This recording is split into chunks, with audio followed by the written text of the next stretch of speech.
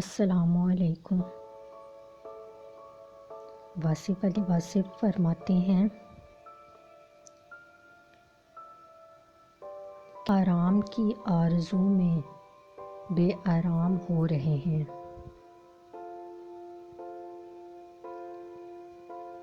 ٹوٹے ہوئے خاندانوں کو جوڑنا شروع کر دو، سکون آنا شروع ہو جائے گا۔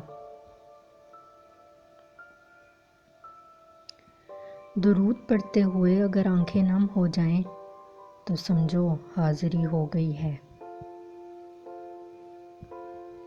عبادت وہاں نہیں پہنچاتی جہاں غم پہنچاتا ہے۔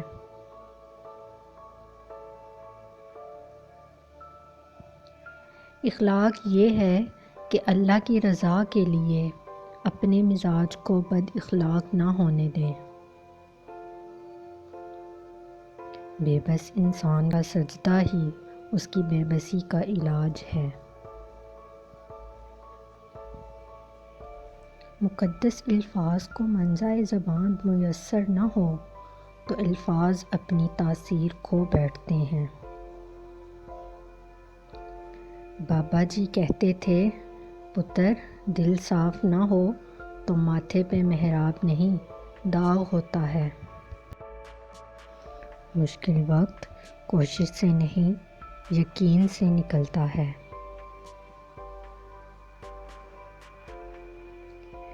غم کسی طرح کا بھی ہو، ہر انسان کے آنسو ایک جیسے ہوتے ہیں۔ ہر انسان چاہتا ہے کہ اسے چاہا جائے، پسند کیا جائے، لیکن کیوں؟ اسی کیوں سے بگاڑ پیدا ہوتا ہے۔ لوگ اپنے علاوہ کسی کو پسند نہیں کرتے، اور خود پسندی کی عادت بھی خود غرضی کی عادت ہے۔ انسان خود کو بھی ہمیشہ کے لیے پسند نہیں کر سکتا، بس انسان دکھی رہتا ہے۔ ہم دوست چھوڑ دیتے ہیں، بحث نہیں چھوڑتے۔ ہم مباحثہ جیتنے کی تمنا میں اپنا ساتھی ہار بیٹھتے ہیں۔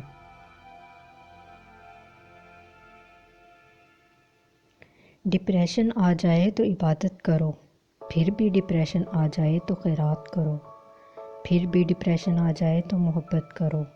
اگر زیادہ ڈپریشن آ جائے تو معصوم بچوں کو ساتھ رکھنا شروع کر دو۔ شعور اور شعور کے درمیان ایک آئین کا فرق ہے، اور پتہ ہے یہ آئین کیا ہے؟ یہ علم ہے۔ واصف علی واصف مرحوم سے ان کا دوست ملنے آیا۔ انہوں نے اس کے لیے چائے منگوائی۔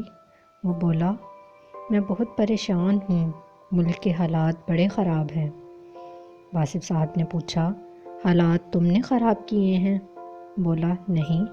آپ نے کہا، تم ٹھیک کر سکتے ہو؟ جواب ملا، نہیں۔ آپ نے کہا، تو پھر چائے پی۔ مطلب جس چیز کو ٹھیک نہیں کر سکتے تو پھر فکر کیسی؟